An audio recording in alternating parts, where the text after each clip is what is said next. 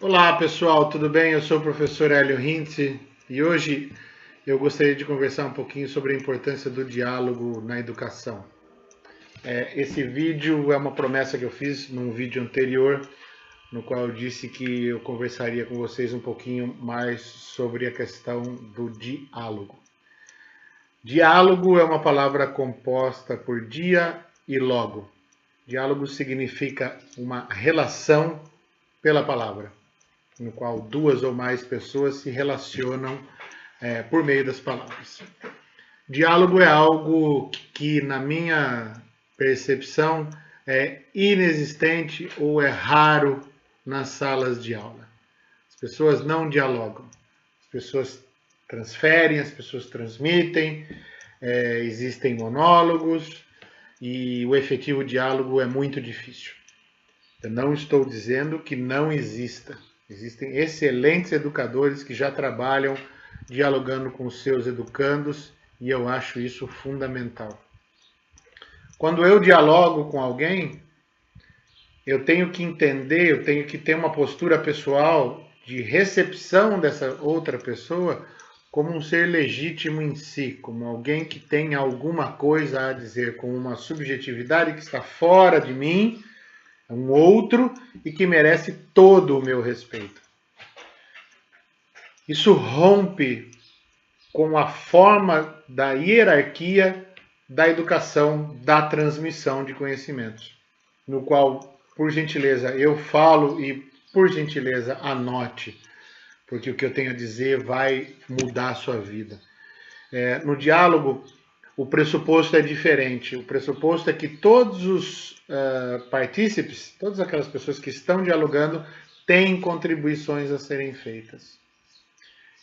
Isso é importantíssimo para o ato educativo que não quer transferir conhecimentos, mas que quer produzir autonomia. Como dialogar? Eu disse, a primeira questão é considerar que o outro é digno, o outro é legítimo, o outro sabe.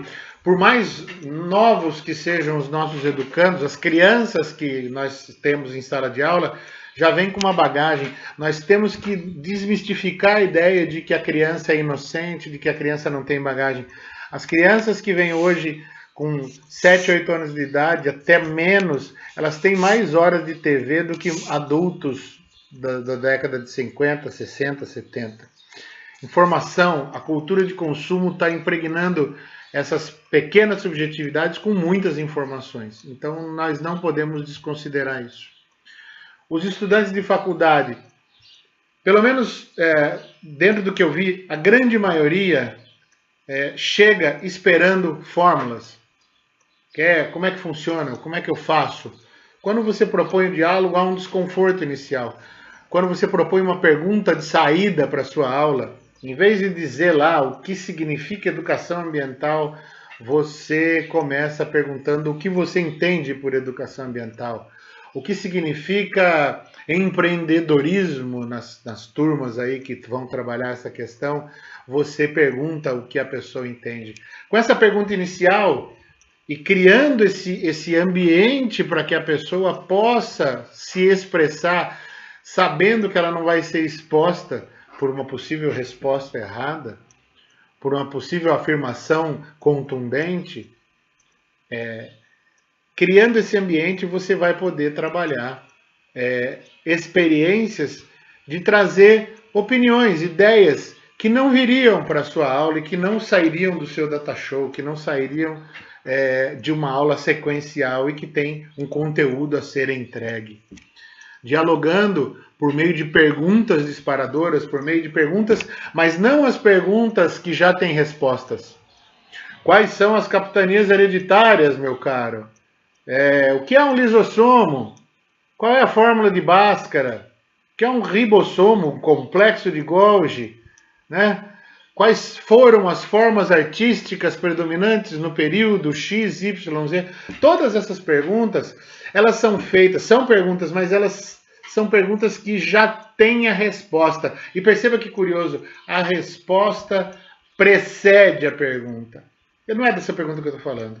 Quais são? E cite 3. Elas são importantes quando o conteúdo tem que ser conhecido, mas não é delas que eu falo. São as perguntas que conectam o que você está trabalhando em sala de aula com cidadania, com respeito, com aquele todo maior que engloba, que envolve a sala de aula e que a sala de aula está dentro. Veja, eu disse engloba e envolve a sala de aula. Eu não disse o mundo lá fora, que é um outro equívoco que muita gente comete. A sala de aula não é um mundo à parte, não é uma Neverland, como se dizia num outro lugar que eu trabalhei. A conexão entre o que acontece na sala de aula e o que acontece fora da sala de aula, num contínuo, tem que ser muito bem realizada. E o educador que dialoga tem mais condição de fazer isso. Ele não trabalha um conteúdo estanque a ser transmitido. Quando eu pergunto ao meu aluno sobre a realidade dele, ele é negro, ele é mulher, ele é branco, ele é homem, ele é gay, ele é heterossexual, ele é racista, ele sofre racismo, ele vai trazer a realidade da perspectiva dele para ser trabalhada. Perceba, adeus zona de conforto, porque aquele tipo de atitude do professor, veja bem, essa sua pergunta eu vou responder 3 slides para frente, vai por terra abaixo.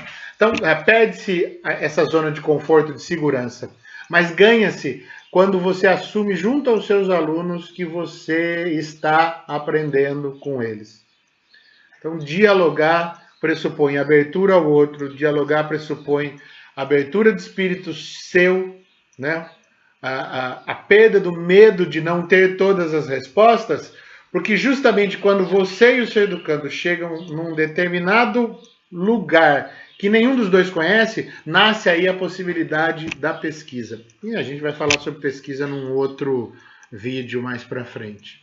Ok? Então vamos pensar em dialogar. E você, estudante, estimule o seu professor a abrir a aula para um diálogo. Rompa com esse conforto que você também está colocado para você poder construir o teu saber, para você poder ter autonomia. Não espere, não fique esperando que a resposta lhe seja dada. Construa os caminhos para você poder começar a descobrir suas próprias respostas. Valeu, gente! Não se esqueçam, clique desse lado hoje para vocês se inscreverem e vamos acompanhando aí as reflexões desse canal. Muito obrigado!